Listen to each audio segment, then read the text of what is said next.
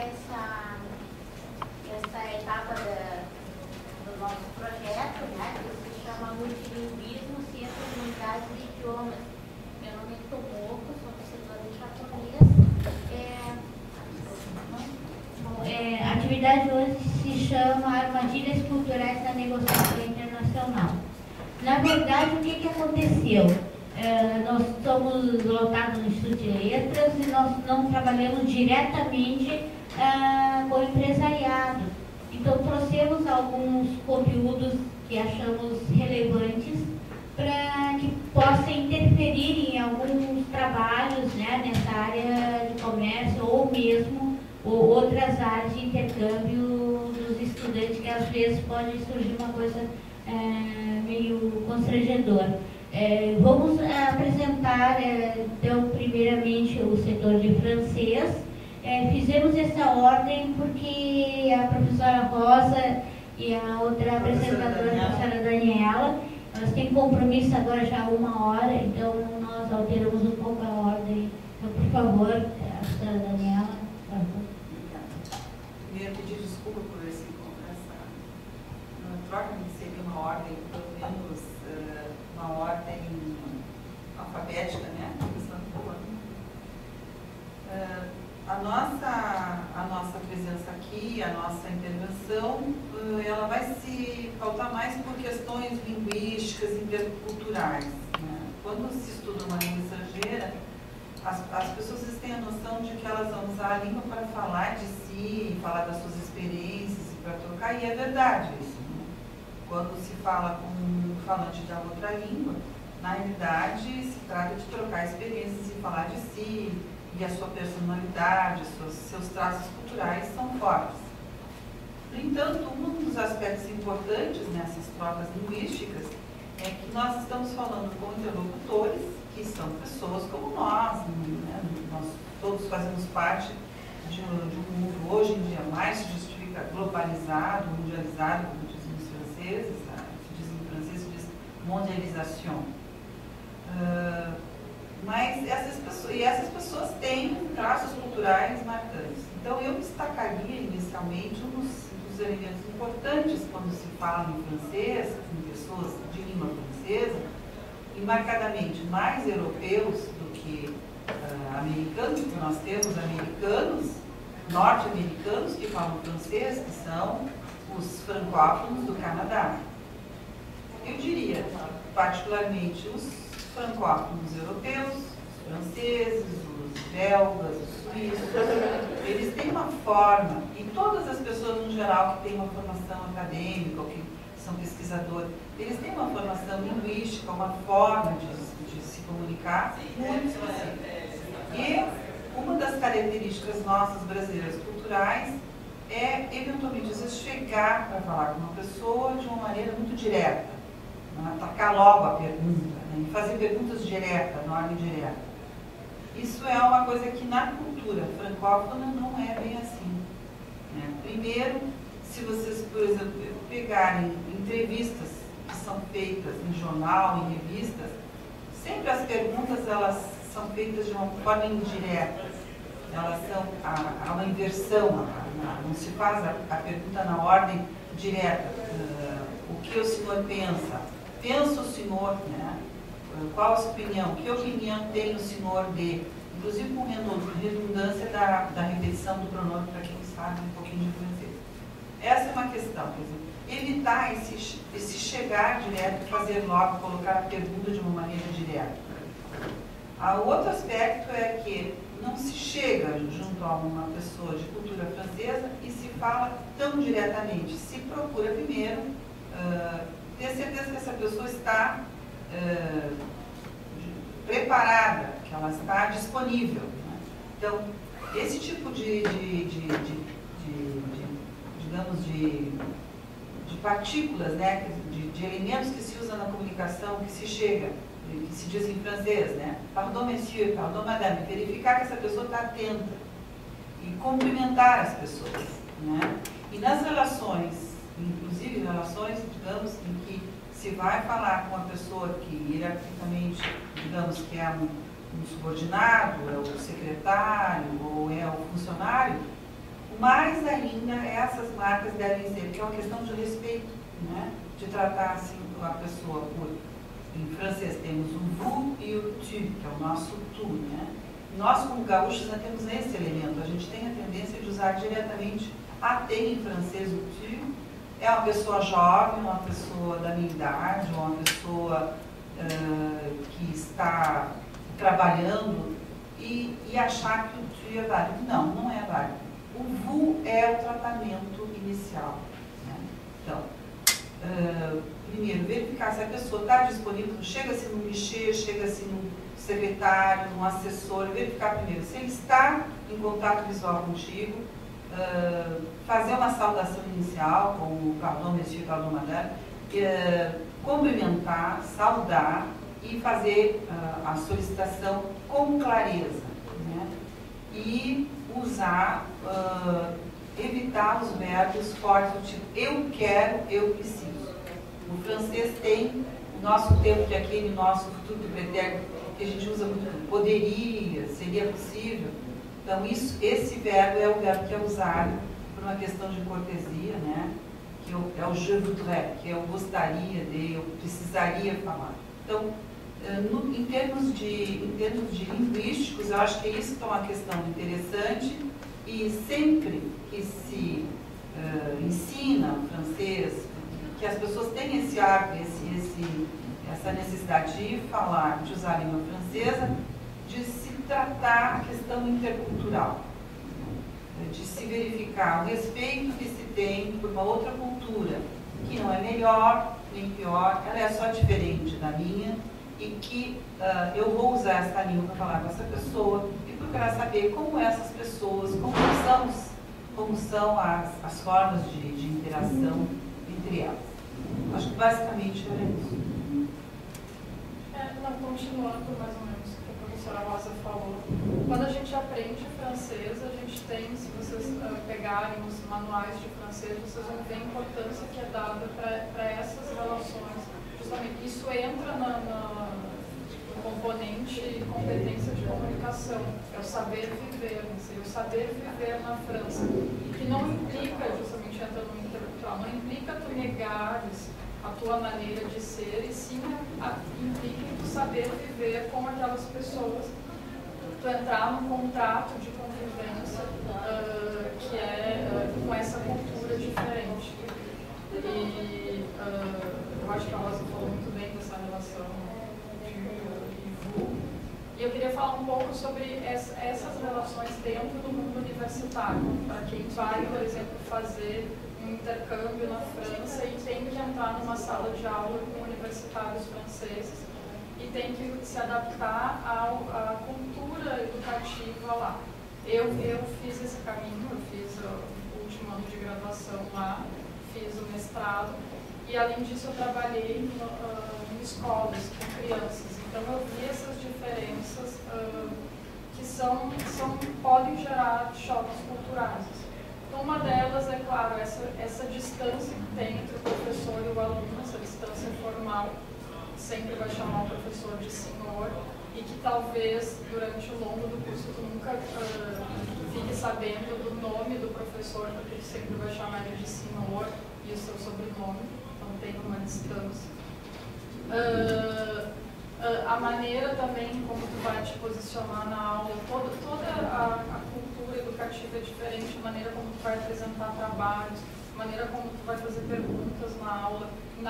Eu acho que essa dimensão do improviso que a gente tem muito no Brasil, ela diminui muito assim, numa cultura francesa, francófona da França, essa cultura do improviso, de tipo, eu tenho que apresentar um trabalho, chego na hora com umas folhinhas e se arranja. Até na maneira de fazer perguntas na aula, eu formulo bem as minhas perguntas antes de me dirigir ao professor. Eu tenho toda uma postura diferente assim, de me dirigir ao professor. Depois, claro, para quem estuda francês, a gente estuda bastante isso, toda a questão dos trabalhos escritos também.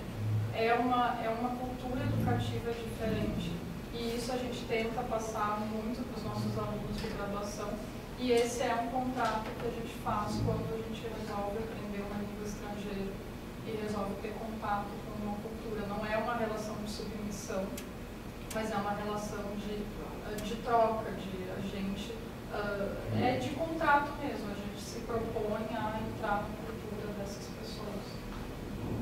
Eu só complementaria, eu toquei a questão do Quebec, do Canadá. Qual é a diferença? Se, na realidade, essa questão, por exemplo, da pontualidade, para nós, muitas vezes, ao estar pontual, se a atividade começa às 8, a gente às 8 horas está chegando na porta. Na cultura francesa, e mesmo no Canadá, que eles são mais limpas, mas às 8 horas a gente já está sentado esperando para começar a atividade.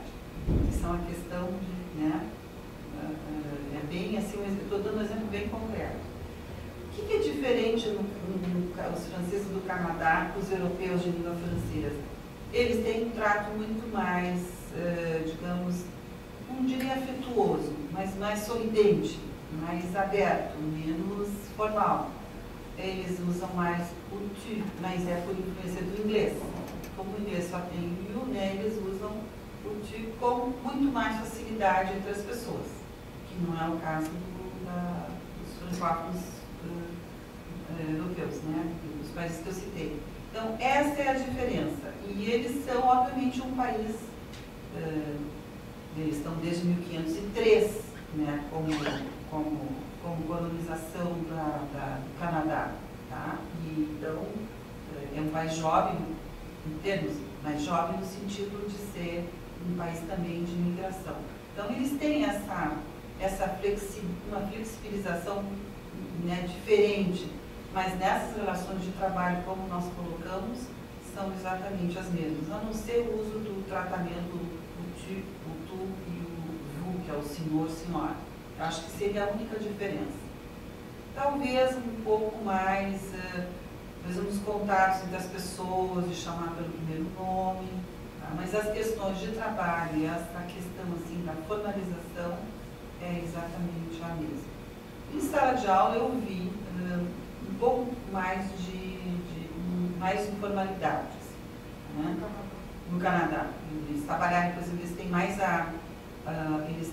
a experiência de trabalhar em equipes, em grupos, e não é essa coisa informal das pessoas se sentarem um atrás do outro. Eles trabalham mais em grupo, eles têm mais essa coisa da colaboração e do cooperativismo, da cooperação no sentido de criar grupos de cooperação. Era isso.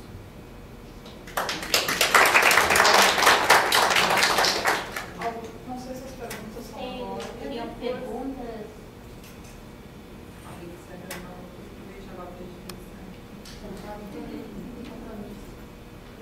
Obrigada.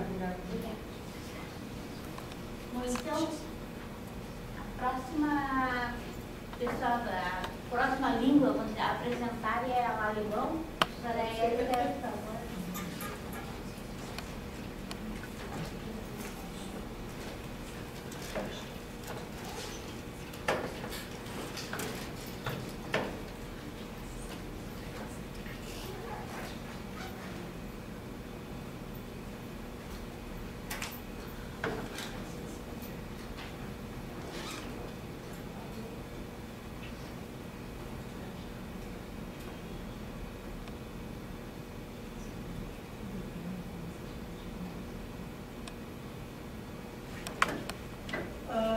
Eu imaginava, quando eu pensei em elaborar essa participação minha de hoje, que muitas coisas iriam se repetir um pouco, e tentei até fazer com que talvez não se repetissem tanto, porque imagino que muitas vezes, por exemplo, essas questões dos pronomes de tratamento é algo que chama muita atenção nessas diferenças culturais.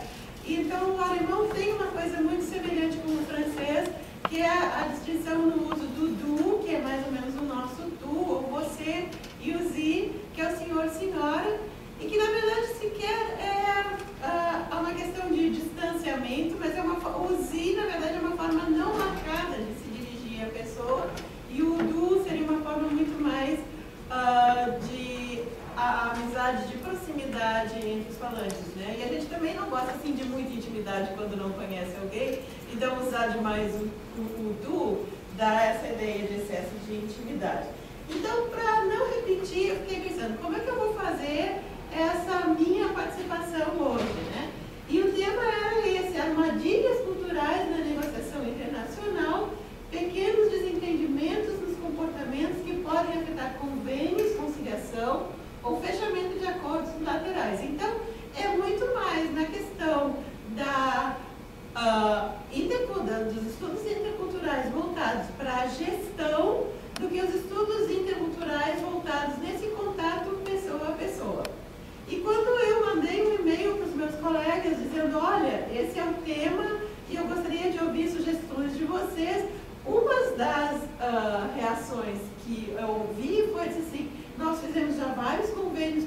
Alemanha, nós temos vários convênios do setor de alemão e nós nunca tivemos nada que afetasse esses convênios. Viva nós!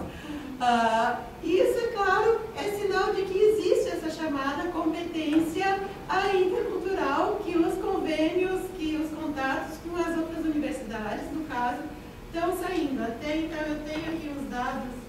Onde é que está? Sim, dá. Bom, tudo bem, eu já posso falar, mas onde é que estão meus dados? Eu posso voltar. Aqui, nós temos um acordo, segundo o site da Relinter, nós temos acordos de cooperação e convênios, nós, URGS, com 26 universidades alemãs, e na verdade são até 27, porque nós temos um acordo com a Universidade de Heidelberg, que não sei porque não apareceu nessa lista, mas nós temos uma aluna agora de Heidelberg, que está estudando conosco graças a esse convênio, ela está em mobilidade, e também 2 universidades austríacas. No site da Relinter aparece apenas Viena, mas também temos um convênio com a Universidade de Salzburg. Então, 2 países de língua alemã que têm convênios com a URGS. Então, quer dizer, existem essas armadilhas, sim, na comunicação intercultural, mas elas são perfeitamente transponíveis, e esse número de convênios que a universidade tem com universidades alemãs são uma prova viva disso. Quem se interessa pelo assunto, existem até mesmo, eu não sei se existem cursos tão específicos aqui no Brasil, mas existem cursos de graduação e mestrado em universidades alemãs. Um deles se chama Interkulturelle Wirtschaftskommunikation. Eu entendo que interculturelle eu não preciso traduzir, e nem comunicação, só Wirtschaft, que é economia. Quer dizer que é a comunicação intercultural nas empresas, nas questões de gestão. Então, isso é estudado, porque, como já falou a professora Rosa, nós vivemos nesse tempo de globalização, ou de mundialização, o nome que se quiser dar, e as empresas se instalam em vários países, e sempre há culturas diferentes, e para essas empresas prosperarem, essas culturas têm que entrar em harmonia. Então, se alguém se interessa, tem ideia de, eu gostaria de estudar esse tipo de coisa, procure no Google e vão encontrar universidades que oferecem cursos de Interkulturelle Wirtschaftskommunikation, né, ou seja, comunicação intercultural a nível das organizações, quer dizer que todo um curso de graduação que é oferecido para tratar dessas questões, mas pelo que eu vi, há pouca coisa, países de língua alemã e Brasil, portanto teria um campo aqui para estudar e fazer com que um acordo ou que uma empresa de outro país funcione bem quando ela está em outro território, é um sinal de que existe essa competência intercultural, né? Quer dizer, nós quando aprendemos uma língua, então não é só a questão de nós aprendermos a gramática dessa língua, ao vocabulário, mas também de termos essa competência intercultural, e ela se estende inclusive para questões organizacionais. Quer dizer, se nós vamos trabalhar numa outra organização, a gente tem que ter essa competência também. E quem se instala num outro país, e por exemplo, inclusive há empresas brasileiras que se instalam na Alemanha, não só empresas alemãs que se instalam no Brasil, mas vice-versa também, tem que se ter em mente isso, de que é necessário ter essa competência intercultural, que não é só a competência de conhecer aquele sistema linguístico, mas a cultura em que ele se insere. Então, o que aconteceu é que esse tema, que é um tema ligado muito à área de gestão, ele foge um pouco da nossa questão, da nossa área de letras, que somos os responsáveis por essa sessão do dia de hoje. Nós, na verdade, trabalhamos com língua e literatura, mas nós não trabalhamos basicamente com gestão. Porém, eu penso que temos essa característica que vai aparecer mais adiante na minha fala, de que a gente consegue ser maleável como brasileiro. Então, o que eu fiz? Eu comecei a ler sobre competência intercultural, embora eu não seja da área da gestão.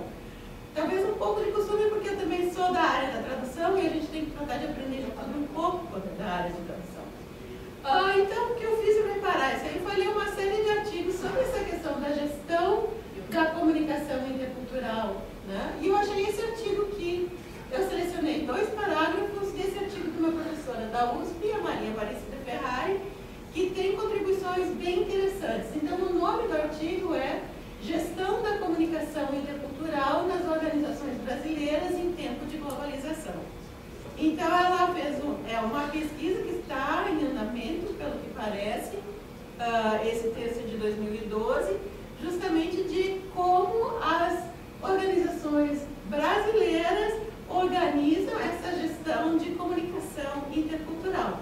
Quer dizer, reconhecendo que as organizações, mesmo sendo, digamos que, de uma mesma empresa, de uma mesma área de atuação, elas em diferentes países, elas acabam tendo outros problemas de competência intercultural, de gestão dessa comunicação intercultural. Então, ela faz uma definição na página 194 do seu artigo que diz que comunicação intercultural é a capacidade de interagir com eficácia com pessoas de culturas que nós reconhecemos como diferentes da nossa. Quer dizer, nós já sabemos que elas são diferentes. Né? Nela, a compreensão mútua da cultura do outro é fundamental para que a comunicação seja bem sucedida. Interagir significa negociar com base nas semelhanças e diferenças, de modo a atingir uma plataforma que pode não ser comum, mas que respeita ambos os lados. Quer dizer que se nós vamos conseguir realmente essa comunicação intercultural, nós reconhecemos que somos diferentes, que temos semelhanças, que temos diferenças, mas é o que falou a Daniela, é um contrato. Né? Quer dizer, não significa que agora nós vamos ter que nos curvar, por exemplo, se for uma empresa estrangeira, nos curvar aos atos e aos costumes do estrangeiro.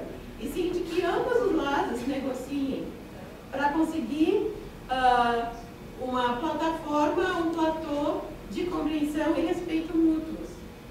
Né? Quer dizer que ambos os lados, de uma certa forma, consigam equilibrar a situação.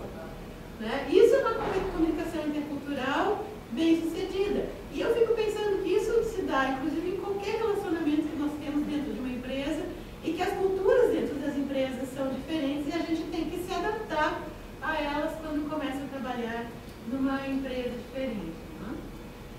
Então, uma segunda citação que eu vi, que eu achei muito importante, da Maria Aparecida Ferrari, foi que ela diz que, de maneira geral, as culturas partilham alguns hábitos, crenças, costumes e valores universais e diferem em outros que são específicos. Né? Então, por sorte, nós temos o fator em comum que nós somos humanos, nós somos seres humanos e há coisas que nos unem, mas, ao mesmo tempo, nós diferimos em coisas muito específicas. Eu vendo a professora Rosa descrevendo as escolas alemãs, daí eu já pensei, isso aí é um pouco diferente, porque a escola alemã, ela é bem mais informal, é bem mais, como a descrição que ela fez das escolas no Canadá, enfatizando a livre expressão da pessoa, enfatizando o trabalho em grupo, o ensino em geral não é frontal, quer dizer, não ficam os alunos sentadinhos e dizendo sim, senhor, professor, é extremamente dialógico, né? Então, isso aí é bastante específico, eu acho, de uma cultura que é de um país vizinho, a França, mas que diverge, né? Mas, ao mesmo tempo, acho que não há tanto laissez-faire como há nas escolas brasileiras. Então, a escola alemã me parece uma coisa no meio termo, né? Mas, então, há costumes que são comuns e outras coisas que diferem, né? Então, interagir com eficácia, segue a Maria Aparecida Ferrari, né? Significa negociar com base nas semelhanças e diferenças, de modo a atingir uma plataforma que pode não ser comum, mas que é respeitada, é equitativa e, tanto quanto possível, favorável para ambos os lados. Se é para essa empresa funcionar, se é que as relações entre as pessoas que trabalham nessa empresa funcionem e que sejam produtivas, esse contato tem que ser respeitado, tem que ser equitativo e favorável para ambos os lados.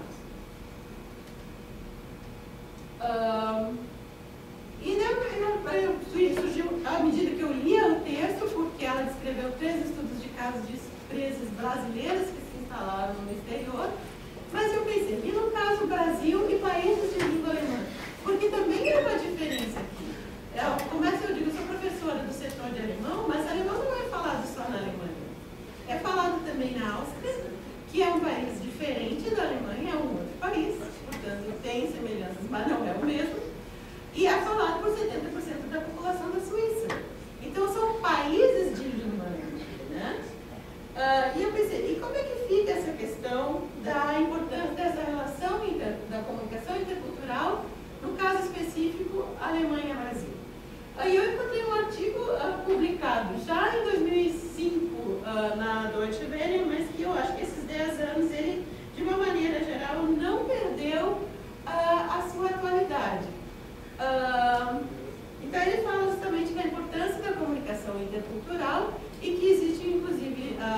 profissionais na Alemanha, brasileiros que preparam alemães que vêm aqui para trabalhar, para justamente serem bem-sucedidos na questão da competência intercultural, de que o choque cultural seja amenizado, porque já são avisados de algumas características que são nossas. Então, eu pensei, bom, é interessante ler esse artigo que foi publicado na Deutsche Welle, porque é o olhar do alemão para nós, não nós para os alemães, como é que eles nos veem. E até tem algumas coisas que eu me pergunto se eu concordo e eu gostaria de ouvir de vocês.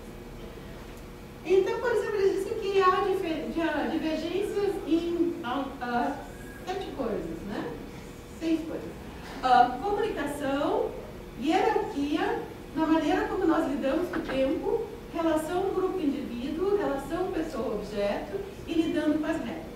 E são 6 aspectos que nós divergimos dos alemães. Quer dizer, são o olhar alemão sobre nós. Né?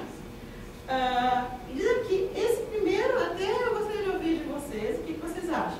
Porque diz assim, enquanto na Alemanha teremos um exemplo de país de comunicação direta, no Brasil ela é indireta. Ou não, esse ponto eu concordo sim. Nem sempre um sim é sim e um não é não. Eu acho que isso é muito verdade. Nem sempre quando nós dizemos sim, nós queremos dizer sim, ou não, e nós queremos dizer não. Né? Eu acho que nesse ponto eu concordo, olhando de fora para nós, que nós temos essa tendência. Às vezes a gente diz sim, mas é só para evitar o confronto naquele exato momento, mas depois a gente não vai fazer. Eu acho que tem esse lado. Mas outra coisa que ela fala aqui da comunicação, que eu queria dizer para vocês, ela diz que no Brasil a fala vale mais do que a escrita. Isso eu achei muito estranho e eu não sei se vocês concordam, porque eu, na verdade, eu discordo. Eu penso que se uma coisa vem por e-mail, bem escrito, ou se eu recebo um ofício circular número 35/2015, eu vou achar que esse ofício circular é bem mais válido, bem mais autoritário até, do que se alguém vem e me diz, olha, faça tal coisa. Isso aí, na verdade, eu confesso que eu não concordei muito com o que eles disseram lá. Eu acho que, como em toda a sociedade ocidental, ou as sociedades que não são ágrafas, a palavra escrita acaba valendo bem mais do que a palavra. Mas, enfim. Outro aspecto foi o que já também comentou a professora Rosa, é a questão da hierarquia. Quer dizer, nós aqui somos um país bastante desigual, e isso se reflete mesmo no tratamento entre colegas. Né? A professora Rosa enfatizou que no caso da França, todo mundo é tratado por vous, independentemente de que posição a pessoa ocupa dentro da empresa. Aqui não, é perfeitamente comum o patrão tratar um funcionário, principalmente o hierarquicamente inferior, de tu, mas jamais o hierarquicamente inferior vai chamar o patrão de tu. Quer dizer, não há essa igualdade no Brasil. E que é bastante difícil. Assim como é difícil para nós pegarmos as regras do tu e do zi, ou do tu e do vous no francês, eu acho que é bastante difícil para um alemão ou para um estrangeiro entender as nossas regras de quando usar um pronome de tratamento. Quando é que nós chamamos alguém por tu ou você e quando é que chamamos de senhor? Eu acho que isso dá problemas muitas vezes problemas realmente de comunicação intercultural. Saindo completamente do lado da Alemanha, mas passando por uma situação familiar, que eu tenho família do Uruguai, e que eu lembro que meu cunhado chegou numa farmácia, pediu um remédio e a balconista chamou ele de tu. E ele na hora ficou muito ofendido. E eu disse, mas ela está querendo dizer que tu é jovem, bonito e nem parece mais que é um senhor, pai de família, essas coisas assim. Mas ele não gostou. Ele achou que ela estava sendo desrespeitosa por chamá-lo de tu. Né? E na verdade não era isso. A gente muitas vezes procura chamar de tu ou você para não parecer que o interlocutor ou a interlocutora é velho. Né? Então nós fazemos esse tipo de coisa. Eu acho que deve ser muito complicado para quem é de fora aprender. As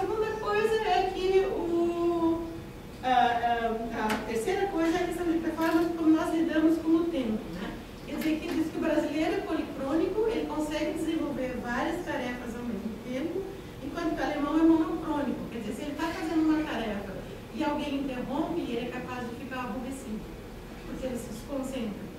Enquanto que nós fazemos não sei quantas coisas ao mesmo tempo. Eu acho que isso me parece que é uma característica, mas isso completamente aberto se vocês quiserem discutir. Também a questão da relação grupo-indivíduo, né? Quer dizer que, por exemplo, diz que o brasileiro é capaz de conviver com um conflito para não prejudicar o grupo. Isso é uma coisa que nós fazemos. Quer dizer, a gente tem um conflito com alguém, mas a gente procura evitar esse conflito, dissimular o conflito, porque não vai, para não prejudicar esse espírito de grupo. E eles, o alemão é importante enfrentar, mesmo que isso afete o clima de trabalho. Quer dizer, eles para nós parecem muitas vezes beligerantes, assim, belicosos, porque eles têm que resolver o problema e a gente tende a amainar. Eu acho que essa é uma coisa que realmente eu vejo que eles têm razão ali. E a relação pessoa-objeto, que também está aberta à discussão, eles dizem que o brasileiro entende uma crítica direta ao trabalho como uma ofensa pessoal. Quer dizer, que a gente ser criticada pelo que faz tem que ser feito com muita delicadeza, porque do contrário o interlocutor pode se ofender, e que o alemão consegue ter esse distanciamento. Ok, isso não foi pessoal, foi que eu fiz uma bobagem, foi uma coisa errada e eu tenho que consertar. Mas não é a minha pessoa que está sendo criticada. E por último, a questão de lidar com as regras, que eu acho que não precisa estar todo mundo já dando uma risadinha, né? Porque eu acho que realmente é fato, quer dizer que a gente aqui está diante de um sinal fechado, mas não vem carro de nenhum lado, a gente atravessa. Alemão não atravessa. É domingo de tarde, não tem carro nenhum, vai passar carro na próxima meia hora, a gente atravessa com o sinal vermelho. Então, dessa maneira, os alemães costumam seguir as regras e nós somos mais flexíveis mesmo. Mas, ao mesmo tempo, eu percebo, às vezes, de que eles nem sempre entendem que nós seguimos certas regras, sim. Que, aparentemente, para quem vem de fora, nós somos completamente informais, mas tem algumas coisas que nós não somos informais, que regra é regra, e que a gente segue. Mas que o problema, justamente, da competência intercultural é que esses costumes, essas reações, elas são introjetadas desde muito cedo nas crianças, durante todo o nosso processo de socialização, e via de regra sequer são verbalizados. A gente aprende por imitar os adultos. Então é muito difícil ensinar para alguém que vem de fora esse tipo de atitude que não é verbalizada, né? Que nós aprendemos por imitação. Então fica, acho que, difícil para alguém de um outro país nos olhar e ver nós sermos aparentemente tão informais e, em certos momentos, assim, a coisa segue absolutamente a regra, segue absolutamente a hierarquia e somos extremamente formais. Eu acho que um dos exemplos que eu sempre vejo é cerimônia de casamento. Cerimônias de casamento, aqui tem protocolo cerimonial e é tudo, todo mundo engoliu um guarda-chuvinho, pelo menos até a hora de dançar. E isso eu penso que é difícil para uma pessoa que vem de fora entender. Talvez nem mesmo nós, porque justamente também porque nós nem temos consciência disso, só na hora de nós colocarmos em oposição aos outros. Então eu agradeço, vielen Dank, muito obrigada.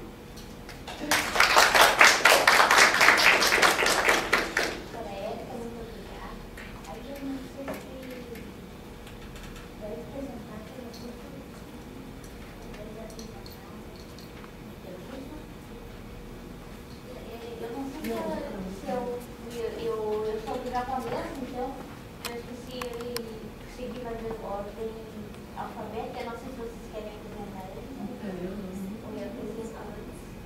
Tem uma reunião uma hora, se puder passar na frente e fugir a regra.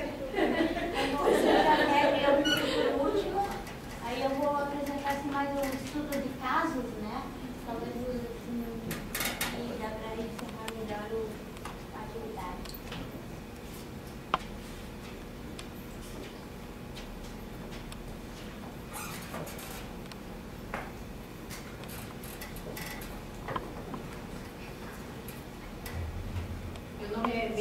Salles, eu sou do setor de russo, né? Vou falar um pouco sobre as questões aí da comunicação, né? Dessas singularidades que podem afetar a comunicação dos brasileiros com os russos.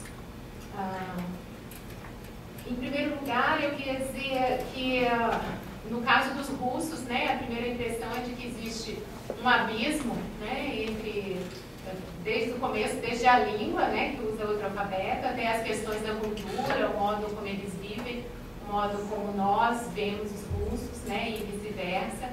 Mas, à medida que nós vamos estudando e aprendendo coisas, esse abismo diminui muito. Na verdade, ele não é enorme, né? Nós temos também muitas coisas em comum. Em segundo lugar, eu vou comentar alguns aspectos, são aspectos de experiências minhas, de experiências de colegas, e, inclusive, alguns trechinhos de uns manuais, porque há muitos manuais em russo para estrangeiros, falando de questões do comportamento, né, dos russos, para que os estrangeiros possam entender melhor. E há também agora muitos guias para empresários estrangeiros, né, por causa da abertura dos negócios da Rússia. Então, é uma preocupação deles também ser bem compreendido. Então, o que eu vou trazer aqui são dessas 3 experiências. Mas o que acontece é que eu vou mostrar para vocês regras gerais, né, e é importante que elas sejam conhecidas, mas elas não são absolutas, porque nós vamos trabalhar nas regras gerais com um perfil de povo, de país, de nação. E o trato, ele vai se dar no nível pessoal, mesmo que você esteja representando uma empresa, né, uma associação. Então, pode ser que no trato pessoal, né, haja alguma diferença, que é uma singularidade dessa pessoa, uma idiosincrasia, e que ela, talvez até, por exemplo, um russo que há muito tempo trabalha com brasileiros, talvez ele já tenha uma atitude abrasileirada. Isso às vezes costuma acontecer, né? Eles podem também tomar gosto por um tipo de comportamento que é muito mais brasileiro do que russo, né? Então eu acho que o principal dessas questões da comunicação intercultural é o olhar atento, tanto para o povo, para a língua, para a cultura, mas também para aquela pessoa específica que está ali na sua frente e que tem as suas singularidades também.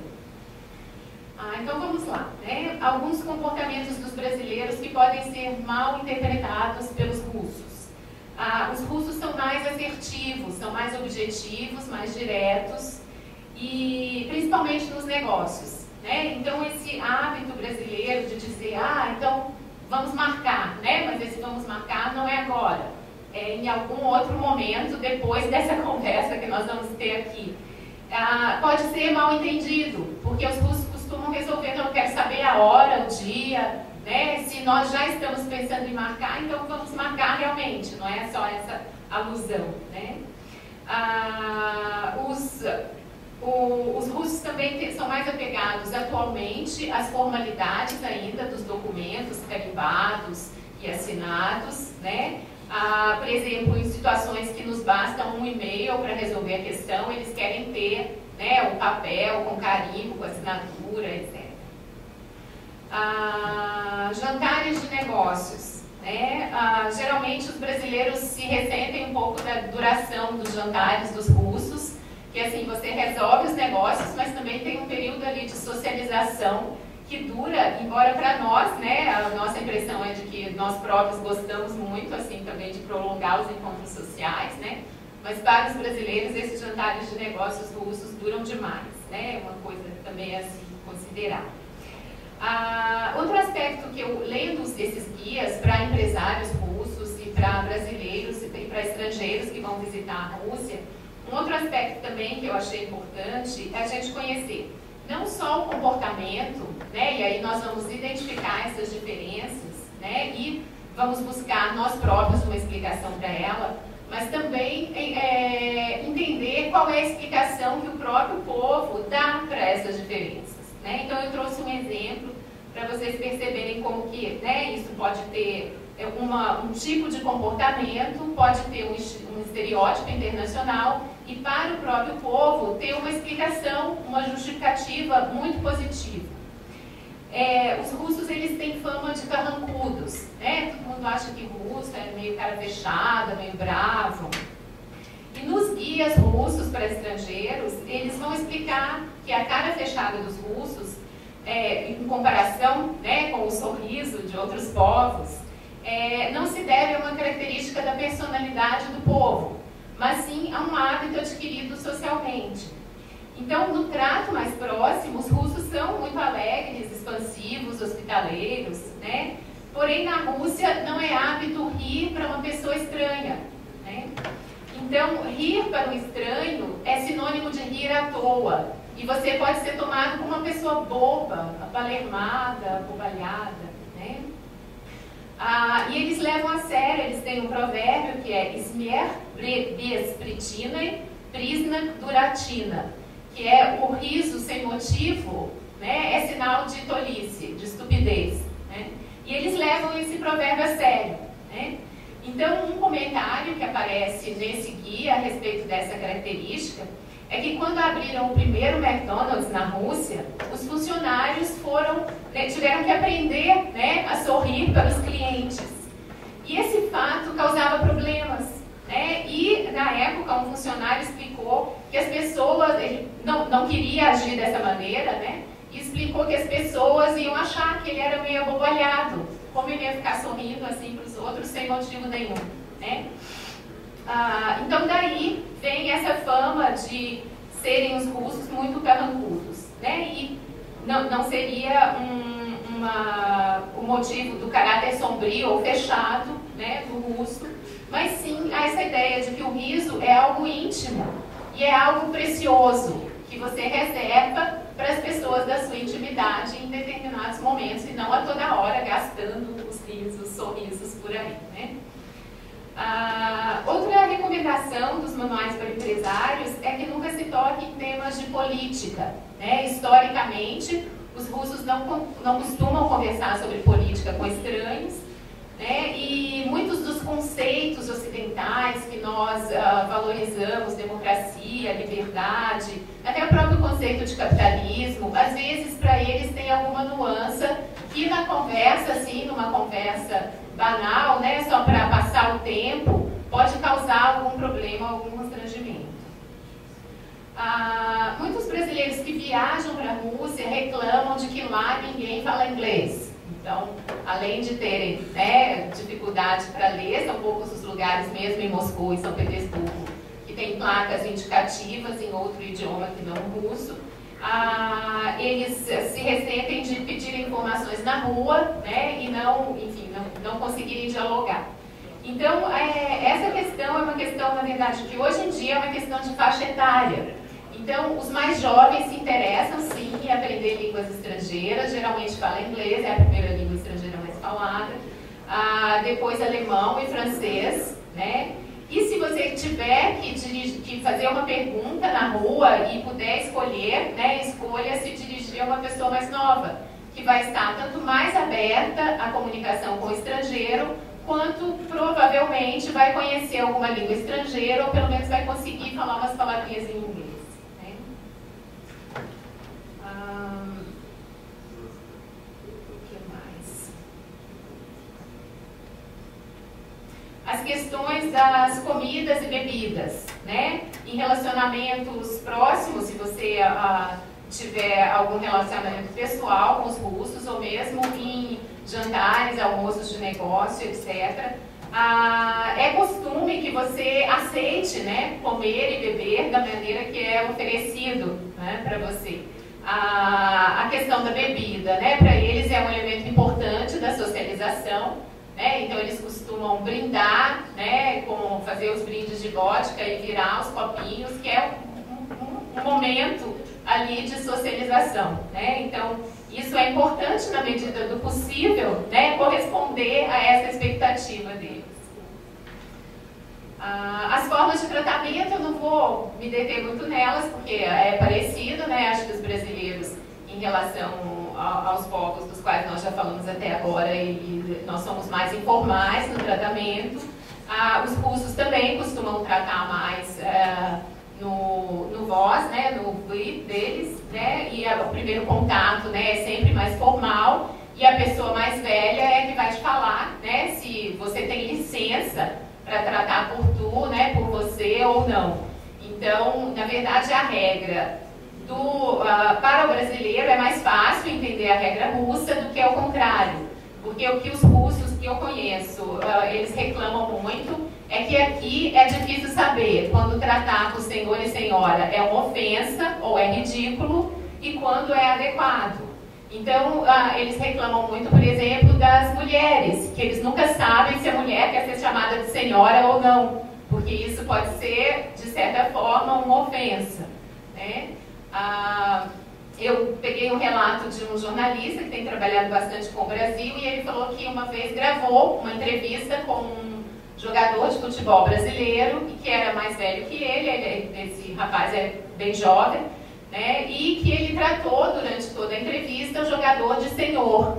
E que teve um momento em que ele mostrou essa entrevista para o editor brasileiro e que o editor rolava de rir porque achou engraçadíssimo, né, nessa conversa. Era uma conversa, claro, profissional para ele, de jornalista, né, ele por questões da idade, pela formalidade da língua russa, decidiu chamar o jogador de senhor, mas uma situação que no Brasil, o jornalista brasileiro, mesmo nos manuais de jornalismo, né, a gente realmente também trataria, né, o entrevistado sempre para o senhor, mas naquela situação não seria o caso, né? Então cria também essas situações um pouco cômicas, né? Às vezes o cômico às vezes é bom, né? O problema é quando entra a questão da ofensa. E só para terminar, os russos também têm uma maneira mais direta de falar as coisas. Eles acham a nossa gentileza uma enrolação, né? Eles preferem ir direto ao assunto. Eles têm, nos negócios, eles têm muita resistência. Então, as pessoas que tratam de negócios com os russos, elas vão perceber que eles têm a capacidade, assim, de vencer pelo cansaço, né? Eles vão insistindo, insistindo, insistindo, até que a outra parte acaba desistindo por cansaço. E eu acho que é isso, né? E principalmente essa questão, né? Estar consciente das dificuldades, das diferenças culturais, gerais, mas ao mesmo tempo estar muito atento ao seu interlocutor específico. Obrigada. Denise, muito obrigada. Agora, acho que para finalizar, vou colocar um pouco de desenhos, vamos dizer, imagens, para fugir um pouco desse ar acadêmico. Eu trouxe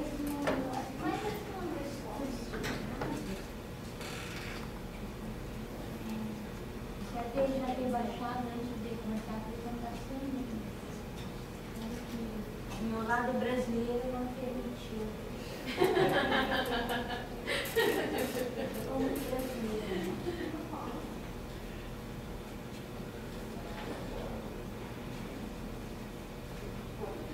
A Rosa falou, não podemos nos submeter inteiramente. Meu nome é Tomoko, eu sou japonesa, nasci no Japão, nasci com 13 anos de idade, né? Então, toda a minha cultura é meio misturada.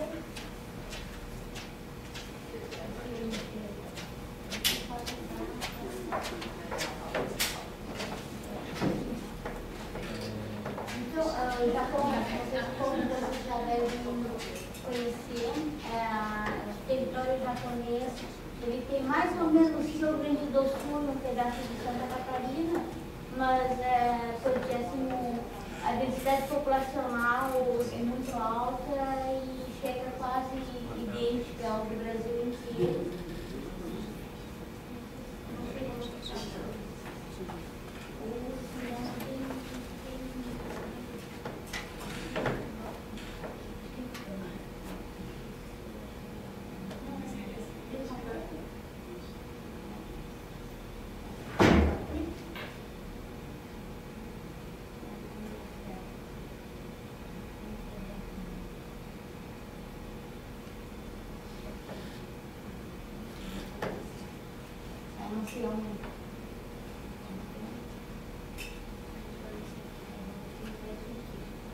Então, este ano, 2015, estamos terminando, estamos fechando 120 anos de tratado de amizade entre o Brasil e o Japão.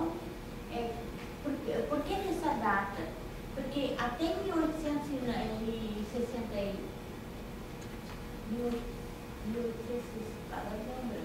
tá? Japão teve fechado em relação aos outros países, inclusive China e Coreia, por quase 250 anos. O que isso significa? A cultura japonesa ficou dentro do Japão e não teve nenhum contato com outros países, com outras culturas. Tá? Então, em 1895, 94, finalmente o governo japonês resolveu abrir portos para o estrangeiro, mas especificamente para o Ocidente. Né? E desde então o Japão se esforçou muito em conhecer a cultura estrangeira.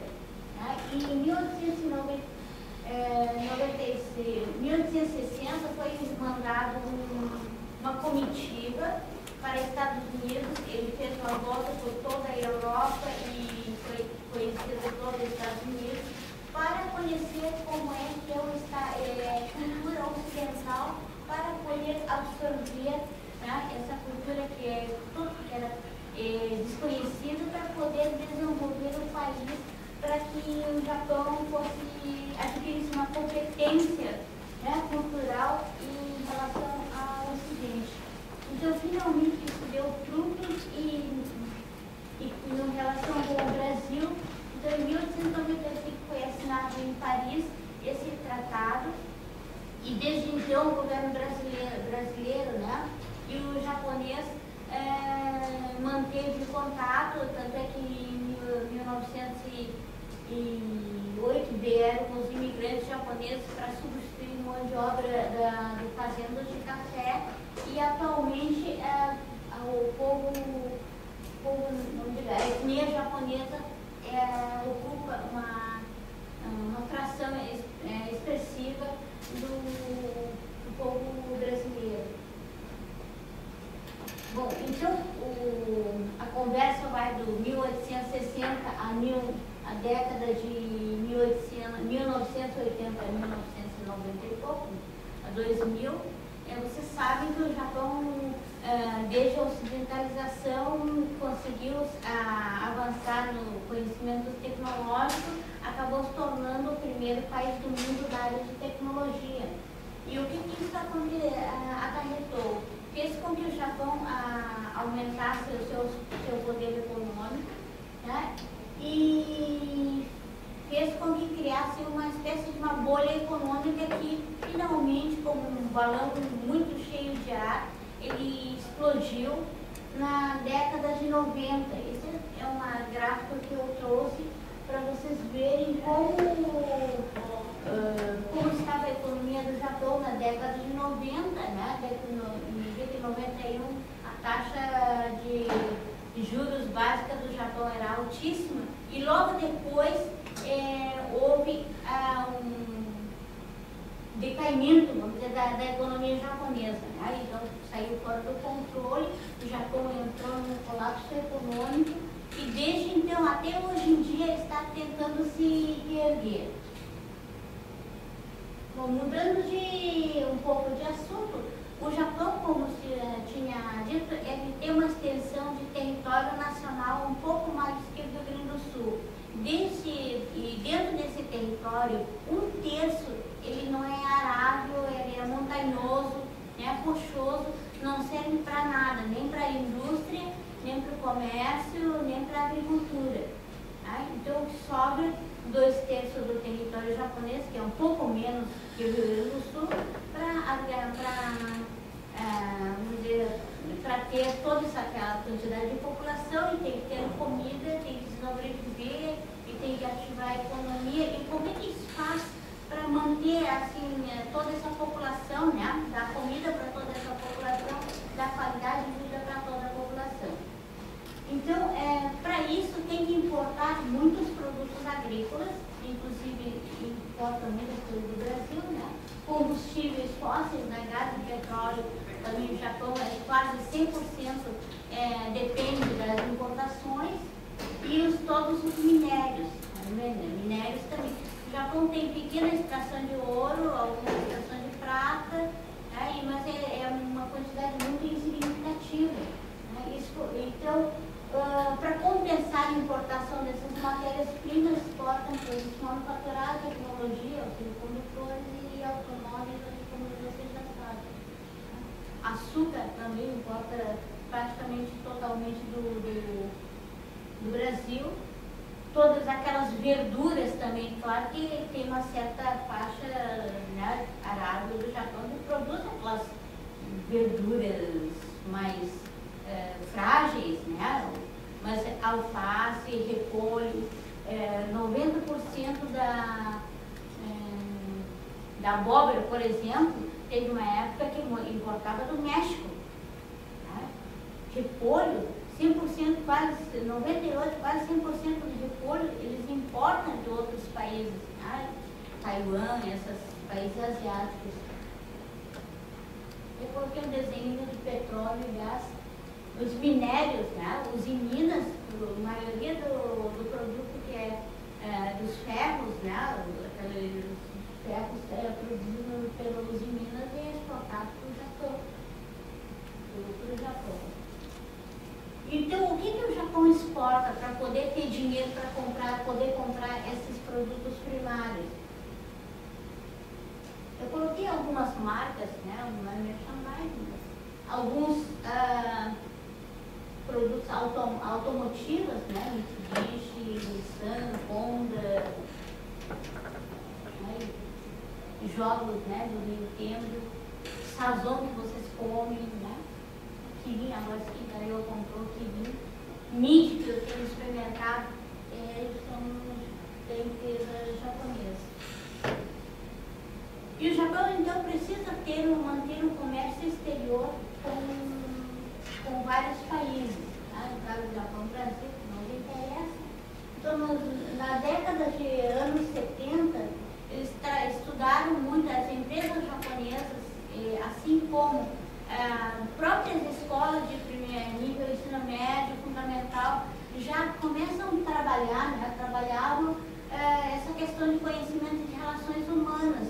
Tanto é que nos livros didáticos de crianças, né, de ensino básico e médio, quando se aprende a história, na história aprende juntamente com a história do Japão, toda a história mundial comparativamente. Não é que nem no Brasil que estuda assim, a história do Brasil e depois estuda a história mundial. Ele é tudo intercruzado, desde as épocas remotas, né? 2, 3 mil anos atrás, antes de Cristo, época do Egito já é comparado com o período do Japão, que era um período ainda época pré-histórica.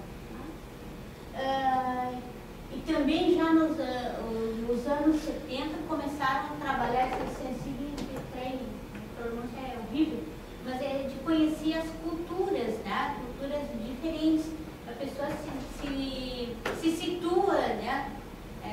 Faz de conta que se situa num ambiente que não tem nenhuma cultura e acaba para reconhecer novamente a cultura. E nos anos 80 começa a trabalhar mais aspectos de psicologia, sociologia, né? Estudos regionais e estudos linguísticos. O que isso significa? Nos estudos linguísticos, começa a estudar a língua de vários países, para as pessoas não ficarem isoladas só no japonês, né? Porque como o Japão é uma ilha, como teve tanto tempo isolado, acho que o Japão é o umbigo do mundo, sabendo que o japonês consegue sobreviver. Né? Mas esse conceito de saber japonês sobreviver, saber japonês é o suficiente para sobreviver, começa a ser quebrado. Né? O estudo regional quer dizer conhecer bem o local onde a pessoa vive. Né? Se a pessoa não sabe em que lugar está inserido, não vai compreender outras culturas, outras regiões, outras necessidades. E nos anos 80, 90 para cá, começa a ser trabalhado mais começa a cruzar todas essas questões, né, esses treinamentos, né, para formar as pessoas mais globais. Tá? É que nessa época O que isso significa? As empresas passaram a ver os locais, no caso as culturas, né? Os países diferentes, não com o Brasil uma coisa única, né? Não o Japão único, Estados Unidos, China, não pontualmente. E nessa época começa a surgir aquele conceito de globalização, surge o conceito de ver as coisas globalmente, juntando todos, mas agir localmente. Então, a visão é global, mas a ação é localizada pontual. Então, ver a visão de todo, né, para decidir o que faz, o que deve se fazer pontualmente naquela local ou naquele objetivo. Então, é mais ou menos assim como é que as empresas japonesas estão agindo, no caso, no Brasil, né? Então, hoje, mundialmente, o problema energético está sendo bastante discutido, o problema de poluição é muito grande e no caso, eu coloquei como é que é, a usina de energia eólica, né? Colocando assim um fato bem pontual aqui no Rio Grande do Sul, a empresa Honda, que tem uma fábrica, acho que é em São Paulo, né? Ele resolveu adquirir, conseguir uma localidade aqui no Rio Grande do Sul e criou um parque eólico. Por quê? Parque eólico produz energia limpa. O que tem de estranho nisso? Honda produz carro, o carro produz poluição, mas ao mesmo tempo cria-se energia eólica no Rio Grande do Sul, né, aqui, e faz uma compensação dessa produção de carro que é poluente. Então, o que aconteceu aqui no caso? Viu que o mundo está focado no problema de poluição ambiental, né? E agiu localmente, tá? E pontualmente criando essa parque eólica, e diz, olha, nós também contribuímos para a energia limpa. O que isso pode contribuir na maior venda de carro, conceitualmente, né? A gente pode fazer uma propaganda, nós temos carro limpo, indiretamente. Então isso faz com que seu produto para negociar, né? Para negociar fica mais fácil de vender. Esse no lado direito é uma foto que aparece alguns presidentes, vice-presidentes de algumas empresas que estão instaladas no Brasil. Vê que o encontro entre eles, entre o japonês, vê que não tem nenhum brasileiro aqui na foto, tá? Eles estão discutindo sobre expansão de comércio, indústria da gênero alimentícia aqui no Brasil. E sem que nós saibamos, nós agora digo nós brasileiros, tem o pessoal do Yakult, tá? Você deve ter tomado Yakult em algum momento, né? Tem Companhia Iguaçu de Café Solúvel, também vocês devem saber, tem na prateleira dos supermercados. Aí quem é que vai dizer que o Café Iguaçu é japonês? Ninguém sabe, né? E tem Sanei que fornece corantes para vários produtos alimentícios. Então, sempre nós, assim, pelo menos dentro aqui nas nossas proximidades, nos nossos contatos, saibamos, tem troca, tem negócios acontecendo em nossas voltas. Mas para isso ser possível, porque nesse caso aparecem só japoneses, mas o ideal é que os brasileiros também estivessem ocupando alguns cargos importantes, mesmo em Tóquio, no Japão, numa empresa japonesa. Tá? Só para fazer uma pequena propaganda, né? Nós temos no setor japonês, temos alguns nossos ex-alunos atuando na empresa japonesa, ocupando alguns cargos assim significativos, né? que estão fazendo treinamento no Japão e está inserido na empresa japonesa. Então, nesse caso, acho que como a professora Érica disse, né, houve uma boa compreensão cultural, né, para que esses alunos pudessem ser inseridos nesse mercado assim, que trabalha com negócios. Tem alguns outros produtos também, né? Vocês sabiam que cachaça 51, não sei se é esse número, né? É vendido no Japão normalmente, né? Nas prateleiras do supermercado. Por outro lado, o saquê japonês, alguns produzidos no Brasil, já tem que ser encontrado aqui. Bom, mas então para que tudo isso possa ser possível, né? Os negócios entre empresas aconteçam assim, de modo desejado, tem alguns comportamentos pessoais dos empresários, nós, professores, alunos, passam no Japão. No Japão, a primeira coisa que se troca é cartão de visitas. Eu não carrego, porque sou brasileira. Mas no Japão eu tenho que carregar cartão de visitas para ter primeiro contato. Antes de dizer bom dia, né? Como vai o senhor, tem que ter cartão de visita, por quê? Aqui no direito, bem acima, dá para ver, né? No cartão de visita, não é a pessoa que é importante.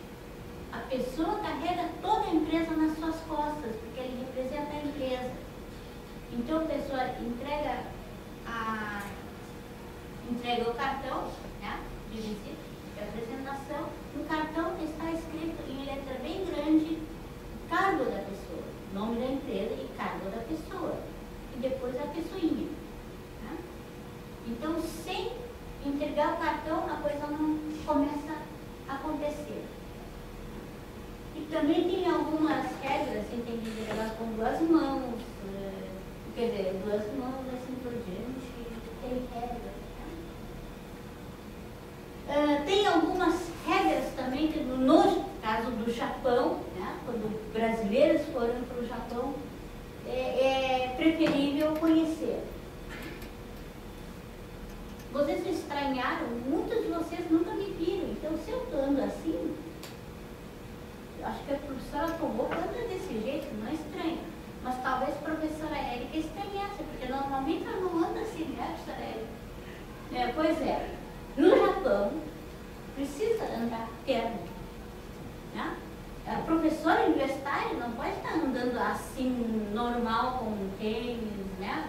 Então tem que ser pelo menos um terno, roupa arrumada, né? E senão não é muito bem.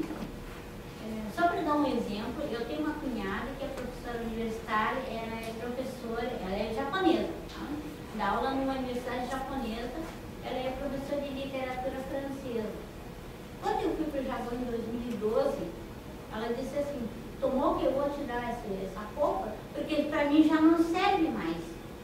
Tem muito cor vermelho na linha da roupa. Porque a professora universitária, com 40 e poucos anos, já tem que andar de roupa mais cinza, né? E de terno. Então, isso são algumas regras não faladas, mas que fazem diferença quando se apresenta para alguém, né? No caso, no Japão. Alguns cumprimentos, cada ângulo de cumprimento tem um significado, né? Conforme a hierarquia da pessoa com quem está cumprimentando. Direção dos pés, né? Não sei se alguém faz karatê, judô. Quando se faz karatê, faz um cumprimento inicial e cumprimento final da atividade. E tem algumas formas de cumprimentos que é obrigatório. Né? Pé aberto, tantos graus, 25 graus, 30 graus. Então, isso é feito no dia a dia. Não pode ficar sem terno. Quando alguns empresários vêm para o Brasil, eu conheço só do Rio Grande do Sul, mas eles têm muita resistência em não colocar gravata ou terno. Eles ficam muito aflitos, porque não estão acostumados a fazer, né, sentar na mesa assim, de reuniões sem gravata, sem ternos. 40 graus na sala, mas colocam ternos. Se sente melhor que em casa, né? Então tem algumas coisas assim. À esquerda são algumas classes de termos de estilística de linguagem. Depois eu vou voltar um pouquinho sobre comprimento dos dois. Sabe por que aqui no lado esquerdo as duas pessoas estão curvando? Porque no ser humano tem aquele raio de confortabilidade do indivíduo. Né? No Brasil, dizem os estudos que no Brasil, raio de confortabilidade quando tem uma pessoa estranha em torno de 1 metro. Né? No Japão é um pouco mais, né? É o dobro do comprimento do braço. Mais ou menos 2 metros, 1,80 m, mais ou menos. Então, quando a pessoa avança para dentro do raio de confortabilidade, sente-se desconfortável. E esse tipo de comprimento mantém aquele raio de confortabilidade da pessoa. Né? Então, tem essas questões assim. Outros 3 fotos, vê que as pessoas estão usando máscaras. Né? No Japão, usar máscara é normal. Então, imagine um empresário brasileiro vai para o Japão, na sala de reuniões, e um cara está usando máscara. Meu Deus, o cara está quase morrendo de estar vindo na reunião. Não é isso. É que no Japão tem costume de colocar máscara, ou porque está tossindo um pouco, resfriado, ou porque está com alguma alergia. E tem uma época no Japão que a pessoa fica com muita alergia de pólen, um tipo de centro, eu acho. Mas então é normal os japoneses usarem máscaras. Né? Então, mas se o brasileiro for para o Japão, se acontecer isso, em algum lugar assim mais formal, vão achar muito estranho. Talvez o negócio não saia. Imagina, o cara está com máscara numa sala de negociação, a empresa dele está quebrando. Não vamos fechar negócio nenhum, muito perigoso. Então pode haver esse mal entendido. Bom, em relação aos comprimentos, né, no Japão tem vários níveis de estilo de linguagem. Pode ser do dia a dia, né? Uso para comércio, negociação, fala normal dos adultos, tá? E algumas expressões específicas de cada situação. Aqui já acho que a professora Rosa tinha falado que na França tem muita formalidade em sala de aula. No Japão também não tem muita diferença. Então, o que por exemplo, em outras situações, se eu estou aqui na frente falando com vocês, eu falo de uma linguagem específica, de cima do tablado, direcionada ao público, e aí saio do tablado, mudo a linguagem, e lá fora mudo a linguagem, mas ao mesmo tempo também tem que considerar nível hierárquico, idade e estranhamento, né? Se conhece ou não conhece a pessoa. Então tudo isso vai influenciando na maneira de fala da pessoa. O lado esquerdo é a distribuição das pessoas. Tá? No Japão, por exemplo, o lugar mais ao fundo no restaurante, o lugar mais afastado da porta, é o lugar onde deve ficar a pessoa mais importante. Imagine vocês, lá no Japão, ou aqui no Brasil mesmo, né, vem japonês lá, o vice-presidente fazer uma grande compra de, sei lá, 50 mil toneladas de arroz. O cara vem aqui, né, vocês levam para a churrascaria. Pode ser até na churrascaria, não precisa ser nem na sala de reuniões. Na churrascaria, eles olha, aqui dá para ver melhor o show e deixa a cara bem na porta da saída, bem pertinho. vai gostar, né? Eles podem dizer assim, acho que está fazendo pouco caso de mim. Está pensando que eu sou carregador de mala do chefe? Não dá, né? Então, isso pode afetar, né, psicologicamente o diálogo entre as pessoas. Aí, queira ou não queira, como já foi falado por outros colegas anteriormente, todo quanto que negócio não é só documento, é relação entre as pessoas. Então isso pode acontecer. Saindo um pouco do lugar de reuniões, indo fora das reuniões, no Japão tem muito costume de oferecer bebida. Como no russo, na Rússia, né, que tem que tomar o vodka, é preferível que tomem vodka porque faz parte da confraternização. No Japão, o saquê também é importante. Então, quem não toma saquê, acho que o negócio também não vai. Tá? Tem alguns livros de instruções de business que o cara que não toma, não consegue tomar saquê, só fica na água, a não ser que seja doente, também não consegue fazer um bom negócio. Porque isso saquê é o espírito. Se o espírito não está legal, o negócio também não vai bem. Tá? E outra coisa é que a pessoa não pode servir sozinha. Outra pessoa tem que servir ele. Né? Então não pode deixar a garrafa vazia, o copo vazio, outra pessoa tem que servir. O que acontece se não servir? A pessoa que não recebe, vamos dizer, quer tomar cerveja, seu copo está vazio, a garrafa de cerveja está aqui, o outro que está no lado, o comprador, o vendedor que está na frente, não serve para ele. Isso é um sinal de que a pessoa não é uma pessoa atenta, pessoa boba. Está fazendo pouco caso do outro, né? Pouco caso do vendedor, no caso. Né? Então, se não se dá conta que precisa servir, claro que no negócio também vai acontecer a mesma coisa. Isso que tu vai pensar. A não ser que, então, nesse caso, já fale para ele. Olha, aqui no Brasil tem costume de cada um se servir. Para esclarecer o mal entendido. Ou esclarecer antes que aconteça mal entendido. Tá? Isso é muito importante. Então, assim, tá. Então é isso. Já estou terminando. Estou na última. Tá. Então, tudo direitinho. No Japão é tudo direitinho. Quer tirar foto de todo mundo, tem que tirar assim. Mas que no Brasil é diferente, então tem que avisar que é diferente. Tá? Aí nos fins de semana vê que só tem os maridos, né? Esses dizem que é golfe por forma. Esses são algumas bibliografias que eu consultei, ok? É isso aí.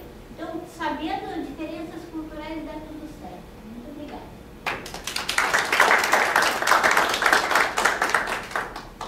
Bom, então acho que é isso. Aí tá vendo? Como eu falei para a Denise, disse que é russo, e eu não sabia que é coisa de italiano, então vamos. Por favor. Não, acho que tem tempo assim. Apesar disso já teria, mas acho que O conteúdo é importante, né? Então agora é italiano. Como é? Tu falei com a professora Denise, ela disse, não, ela também vai junto. Eu achei que ia apresentar sobre russo. E como a professora Denise apresentou? Me desculpe. Não tem problema. Também preparei uns poucas láminas, então vamos terminar 10 minutos, não tem problema. Bom, eu sou tradutora e intérprete, sou italiana, faço 4 anos no Brasil, sou mestre na Universidade de Bolonha em interpretação e aqui acabei de concluir o mestrado em letras na UF. Bom, acho que muito já foi dito também no teórico prático, né? Hierarquia, licença de poder. Então, eu vou apresentar pouquíssimos exemplos bem práticos e concretos, porque Itália e Brasil, eu escrevi, países próximos ou distantes. Às vezes temos a impressão também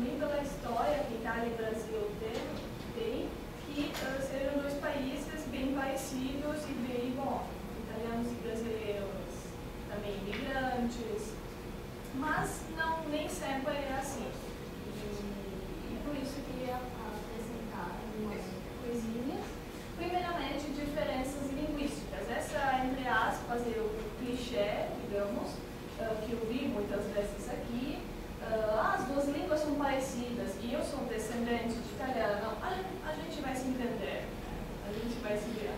Diferentemente do que acontece com encontros com representantes de língua japonesa, alemã, russos, que falaram antes, quando se chega ao italiano, vem um convidado da Itália, não precisa de intérprete, de tradutor, a gente vai se entender. Claro que isso falo também porque me afeta profissionalmente, né? O fato de pensar e se poder entender, quando muitas vezes isso não é assim. Eu mesma, quando cheguei, todo mundo tentou falar italiano, que na verdade é um dialeto de uma região da Itália, Vêneto, que se cristalizou aqui há 2 séculos atrás, se misturou com o português. E daí, quando começavam, não, a gente fala italiano, todo mundo fala italiano, eu não entendia nada, também porque eu sou do sul da Itália. Então eu dizia, não, por favor, fale português, que é melhor. E também nessa semana, depois que foi o convite para falar, eu entrevistei, assim, formalmente, 2 empresários brasileiros que trabalham com a Itália, que têm relações com empresas italianas. E eles me contaram que em Caxias do Sul aconteceu uma vez que esse fato não precisa de intérprete, vai vir um italiano representante de uma empresa, mas aqui em Caxias somos todos italianos, a gente vai se comunicar bem. Por 2 horas, os 2 grupos não conseguiam se comunicar, foi muita frustração, muita vergonha, até que depois o intérprete chegou e bom, a situação conseguiu, mas isso pode verdadeiramente prejudicar as vezes, tanto acadêmico quanto de negócio. Entre as diferenças culturais, eu só vou, digamos, apontar 3, rapidamente. A questão da gestão do tempo e a pontualidade, porque, bom, se um brasileiro, um italiano dizer o encontro começará amanhã às 7 horas, é muito provável que aconteça, bom, às 7 horas o brasileiro sentado na mesa, o italiano ainda tomando banho. Infelizmente, bom, eu sempre me considerei muito mais alemã do que italiano. Nunca se pode falar, né, dizer 100% do povo italiano assim, porque não funciona dessa forma. Claro que tem uma tendência geral a não seguir muito, né, os horários, a não ser pontual, e isso não deve ser forçadamente interpretado como desrespeito, mas como uma tendência geral de um povo que funciona com outros ritmos. Além da questão do tempo e da pontualidade, bom, gastronomia. Muitas palestras, encontros, quando se fala da língua italiana, sempre tem um assunto vai lá para a gastronomia. Por quê? Porque, de fato, a gastronomia é para nós um dos núcleos assim, principais e também constitui nossa identidade. Para nós, comida e cozinhar é veneração e comer, socializar é também um ritual.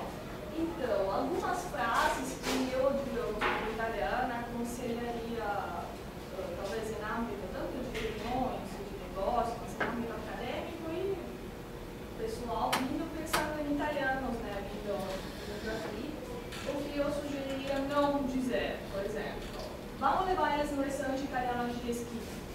Os italianos que comem no exterior, comida italiana, sempre vão falar mal da comida italiana feita no exterior, porque temos, é verdade, um pouco dessa arrogância, que não é correta, né, de dizer, não, nós sabemos como se cozinha a massa, como se faz a pizza, e levar para o restaurante italiano em outros países, a não ser, na Itália não é uma boa ideia. Melhor ir experimentar coisas locais, churrasco, carne, acho que são mais apreciados, eu mesmo prefiro, do que restaurantes italianos que para nós bom, que não cozinham ou assim, da forma que nós faríamos. Também, comentários negativos sobre comida, sobre técnicas de cozinhar na Itália são vistos mal e às vezes eu vi isso lá tem briga, assim, entre duas partes, entre assim, italianos e brasileiros. Por exemplo, não sei como os italianos conseguem comer a massa crua, que seria massa al dente. Para nós, esse tipo de comentário é percebido quase como uma ofensa pessoal. E é bom, e apesar de que, claramente, sempre falamos de duas partes que tem que negociar, se entender, mas isso afeta pessoalmente o italiano. E assim, como com os russos é bom não falar de política, com o italiano é bom não falar de gastronomia, ou depende, né, de como se fala. Ou também vamos comer alguma coisa rápida e depois continuamos. Por que se fala do slow food na Itália? Porque os italianos têm quase sempre umas 2 horas de pausa para o almoço. E o momento assim, o ritual também, quando vêm representantes da Itália aqui, empresas, não se pode dizer, vamos comer rapidinho, vamos fazer só um lanche, um sanduíche e continuamos. Não, o almoço é uma parte importante da divisão do nosso dia, da nossa cultura, e não seria visto bem se isso fosse assim, pulado, tratado de forma, né, como se não fosse importante. Também porque durante o almoço, assim, as pessoas se conhecem, se relacionam e também falam de negócios, e é um momento muito importante. E a última coisa que eu queria apontar, as diferenças e peculiaridades regionais. Quando eu falei com um empresário, um brasileiro, que trabalha e representa as empresas italianas na América do Sul, e ele me contou uma vez alguns representantes do Vêneto, né, tinha prefeito e outros políticos, foram até Bento, né, na ocasião de não sei qual comemoração, alguns anos atrás.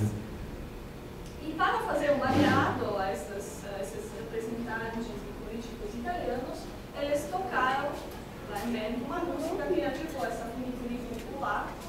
E para eles, ficaram meio chocados, porque, bom, o funiculitura popular é uma música do sul da Itália, e o Vêneto é lá no norte. E tem muita rivalidade entre o sul e o norte da Itália, muitas diferenças.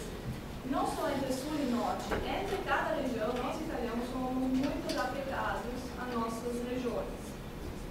Defenderíamos quase até a morte, né, nossa região. E daí, assim, tocar uma música do sul da Itália para um grupo de pessoas do norte não foi considerado como uma boa, digamos, um bom passo.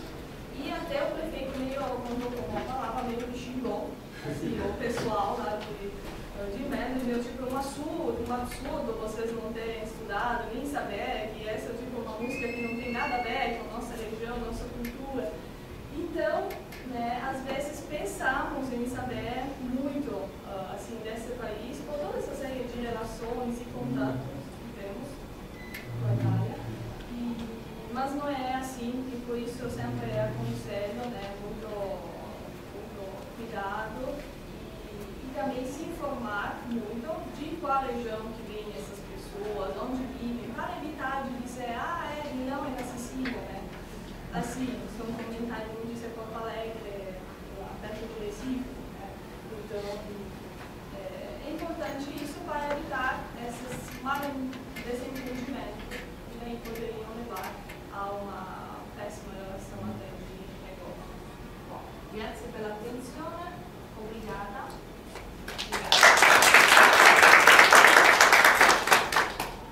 Eu mais uma vez agradeço a presença de todos, né? E eu particularmente eu gostei muito de todas as apresentações, porque são poucas as oportunidades assim, de a gente conhecer essas diferenças culturais que no nosso futuro pode fazer toda a diferença, né? Agora que nós estamos estudando, não tem assim, talvez não percebam que é importante conhecer essas coisas, mas depois que formarem, eu acho que com certeza vai trazer bons frutos para todos nós. Muito obrigada pela presença de todos. Nós temos que sair porque parece que não tem outro evento às 14 horas.